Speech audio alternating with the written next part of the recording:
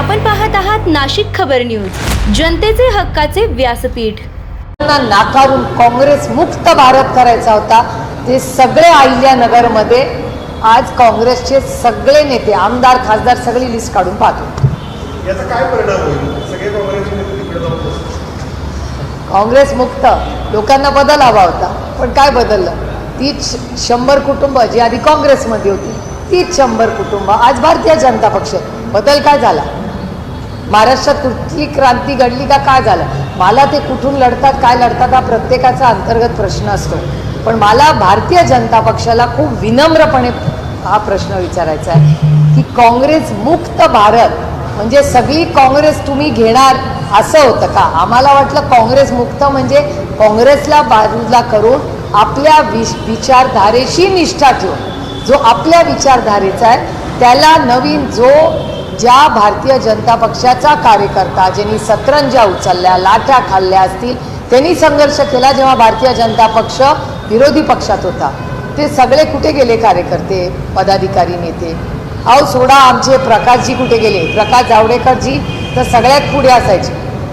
तो आमच्या सरकार गेलं तेव्हा सगळ्यात महत्त्वाचे स्पोक्सपर्सन प्रकाश जावडेकरजी होते। जरी आमच्यावर टीका करत असले तर अतिशय सुसंस्कृतपणे फ्रंटल अटॅक करायचे आमच्या पार्लमेंटमध्ये। उत्तम काम।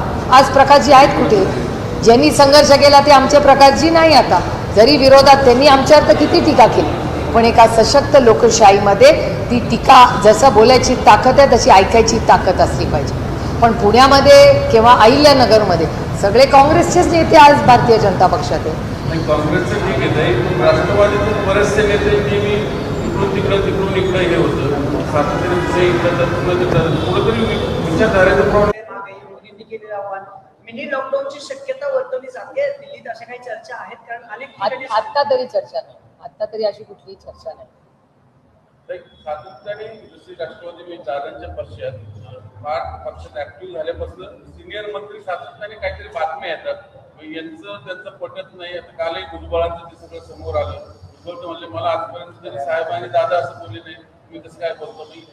काय नाही, त्यांच्या गटामध्ये काय होतंय याची मला काही माहिती नाही, आणि दुसरे के घर में झांकने का मुझे शौक भी नहीं है, हा पहिला मुद्दा। पण दुसरा मुद्दा हा त्याच्यापेक्षा जास्त मला महत्त्वाचा वाटतो। म्हणजे त्यांच्या गटामध्ये काय चाललंय त्याच्यात मला खरंच काही इंटरेस्ट नाही। मला चिंताजनक एकच गोष्ट वाटते की कालच्या एका वर्तमान पक्षात जेव्हा एका चॅनलवर एक व्हिडिओ मला आलेला आहे, मी चॅनलचं नाव घेणार नाही, सिनियर जर्नलिस्टने बनवलाय की अन्न खातं जे आहे ज्याच्यातून राशन मिळतं लोकांना, त्या राशनचा एक काहीतरी तो एक कॉन्ट्रॅक्ट आहे, आणि त्या कॉन्ट्रॅक्टमध्ये आरोप मी करत नाहीये, दाखवणार असाल तर पूर्ण दाखवा, आणि भुजबळ साहेबांना प्रश्न विचारत असाल परत तुमचा तर पूर्ण विचारा। मी कुठलाही आरोप कुणावरही करत नाहीये। भुजबळ साहेबांचं जे डिपार्टमेंट आहे त्या डिपार्टमेंटचा एक कॉन्ट्रॅक्ट आहे असं एका चॅनलचा एक व्हिडिओ फिरतोय, त्याच्यात असं लिहिलेलं आहे, त्याच्यात ते असं म्हणतात रिपोर्टर की जो राशन जे आपल्या सगळ्यांना मिळतं त्याला जो वाहतूक असते त्या वाहतुकामध्ये गेले 20-25 वर्ष एकच ग्रुप आहे जो सातत्याने असं कॉन्ट्रॅक्ट देतो की ते त्यांनाच मिळतं, दुसऱ्याला ते मिळूच शकत नाही। आणि हा आरोप कोणीतरी केला एका ग्रुपने, त्याची औरंगाबादच्या हायकोर्टमध्ये ती केस चाललेली आहे आणि त्याच्यावर स्टे दिलेला आहे, पण कॅन्सल नाही झालेला, आणि तो निर्णय 22 तारखेला जूनच्या झाला पाहिजे। हा एक खूप सिरियस विषय आहे, त्याच्यामुळे त्यांच्यात अंतर्गत मतभेद आहेत, मनभेद आहेत का नाही ह्याच्यात माझा काही घेणं देणं नाही, माझा संबंध नाही, मला इंटरेस्टही नाही। मला इंटरेस्ट आहे की जर मी म्हणते महाराष्ट्रामध्ये अन्नधान्य गरीब कष्ट करणाऱ्या जो गरीब आहे, जो शोषित आहे, वंचित आहे, पीडित आहे, त्याच्यासाठी तुम्ही सगळे टॅक्स भरता, त्या टॅक्स मधून सबसिडाइज अन्नधान्य जातं, त्या अन्नधान्याचा जो ट्रान्सपोर्ट आहे त्याच्यात जर भ्रष्टाचार होत असेल तर तो आम्ही होऊ देणार नाही। जर मी म्हणते त्याची पारदर्शक इन्क्वायरी लावावी, आणि ह्या बाबतीत जी माहिती मला मिळाली आहे ती मी माननीय मुख्यमंत्र्यांना पत्राद्वारे कळवणार आहे, आणि माझी अपेक्षा आहे की महाराष्ट्राचे माननीय मुख्यमंत्री गरीब कष्ट करणाऱ्यांना न्याय देतील. मुख्यमंत्री बोलताना असं म्हणलं की राष्ट्रवादीने पुण्याची जागा आम्हाला मागितली, तर ती जागा पारंपरिक राष्ट्रवादीची विधान तो परिषद त्यांचा अंतर्गत प्रश्न आहे त्यांच्या युतीचा. पॉवर बँड सांभाळत कुठेतरी दादांच्या पक्षात येतो. मला यातलं खरंच मला माहिती नाही. मला आता हे जो भ्रष्टाचार, महागाई आणि बेरोजगारी राज्यात वाढते, पुण्यामध्ये गुन्हेगारी वाढते, ह्याच्यात आम्ही जातीने लक्ष घालून हे कसं थांबेल याच्यासाठी आम्ही प्रयत्नशील आहोत. थँक्यू. चला झालं, चला एकच मिनिट झालं.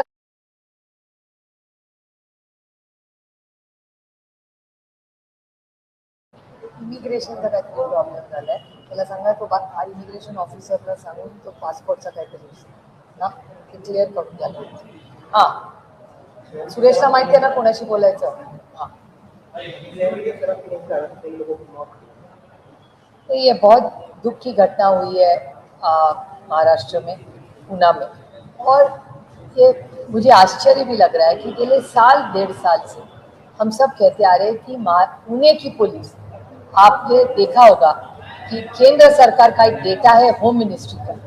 होम मिनिस्ट्री का डेटा ऐसे कहता है कि महाराष्ट्र में क्राइम के में 1 नंबर पे पूना है और देश में 5 नंबर पे पूना. पूना है एक शहर, ये बहुत अच्छे कॉलेजेस और शिक्षा की व्यवस्था के लिए, जिस शहर में देश भर से लोग, परदेश से लोग पढ़ाई करने आते हैं, भले सिम्बायसिस हो, फर्ग्यूसन कॉलेज हो, बीएमसीसी कॉलेज हो, भारतीय विद्यापीठ हो, ऐसे बड़े बड़े कॉलेजेस, नामांकित कॉलेजेस पूना में है. और ऐसे पूना में दुनिया भर से बच्चे पढ़ने आते हैं. वो अगर महाराष्ट्र का क्राइम कैपिटल बने तो क्या रहा इस राज्य का, इस शहर का, और उसकी पूरी जिम्मेदारी इस यहाँ के जो पुलिस व्यवस्थापक है उन पे पड़े. नहीं, ये तो बहुत महाराष्ट्र के माननीय मुख्यमंत्री जी का मैंने स्टेटमेंट पढ़ा. अरे पुलिस यंत्रणा हो या एक्साइज डिपार्टमेंट हो, दोनों की इंक्वायरी होनी चाहिए. सिर्फ ऑफिसरों का निलंबन करके क्या होगा? आप कहना चाहते हैं कि प्रेस को सब पता है और पुलिस को पता नहीं था इतने दिन? क्या महाराष्ट्र की पुलिस से ज्यादा या एक्साइज डिपार्टमेंट के ज्यादा प्रेस ज्यादा एक्टिव है? तो प्रेस को ही वो दोनों डिपार्टमेंट दे दो. प्रेस ज्यादा अच्छा काम कर रही है. हमें तो लगेगा हम सुरक्षित है प्रेस के कारण, क्योंकि पुलिस और एक्साइज डिपार्टमेंट क्या कर रही है? सोई पड़ी है. ये पूरा गलत है. 10 बजे ये फास्टेस्ट ग्रोइंग सिटी कहते हैं. लोग शिफ्ट करके घर जाते हैं, बच्चे पढ़ाई करके रात को क्लास के बाद घर जाते हैं, तो सारा बंद होगा इस शहर में. जळगाव, नासिक, नागपुर, मुंबई, सब जगह, संभाजीनगर, सब जगह देर तक खुला रहता है. पुणे में ऐसे क्या हुआ है? क्योंकि मैनेजमेंट ही नहीं है. कर क्या रही है महाराष्ट्र की सरकार? दागिन्यांची आवड आणि विश्वासाची इसका जोड जवाब देना पड़ेगा म्हणजेच उसको. मंडलिक बंधू सराफ. आमच्याकडे तुम्हाला मैं मिळेल तो बड़ी शुद्ध विनम्रता सोन्याची से हमी बोल रही आणि हूँ मन और मोहून विनती कर रही हूँ महाराष्ट्र के टाकणाऱ्या माननीय नवनवीन मुख्यमंत्री आकर्षक जी, डिझाईन. कि आप डेटा देखिए. तुमच्या डेटा मेरा जुन्या नहीं सोन्याला है, मिळवा अमित शाह जी अगदी का योग्य डेटा दर है. अमित आणि शाह जी आमच्या का सोप्या डिपार्टमेंट कह रहा हप्त्यांच्या है सुवर्ण बचत राज्य योजनेचा एक नंबर. आजच लाभ घ्या. आमची नम्र आणि विश्वासार्ह सेवा तुम्हाला नक्कीच आवडेल. अधिक मासाच्या पवित्र पर्वानिमित्त खास फॅन्सी जोडवी, पैंजण आणि तुमच्या लाडक्या जावयासाठी वाण आमच्याकडे उपलब्ध आहे. तसेच मन प्रसन्न करणाऱ्या शुद्ध चांदीच्या देवदेवतांच्या मूर्ती, पूजा साहित्य आणि भेटवस्तूंचा खास संग्रह एकदा नक्की पहा. उत्तम गुणवत्ता आणि विश्वासाची खात्री. आजच सप्रेम भेट द्या मंडलिक बंधू सराफ यांना.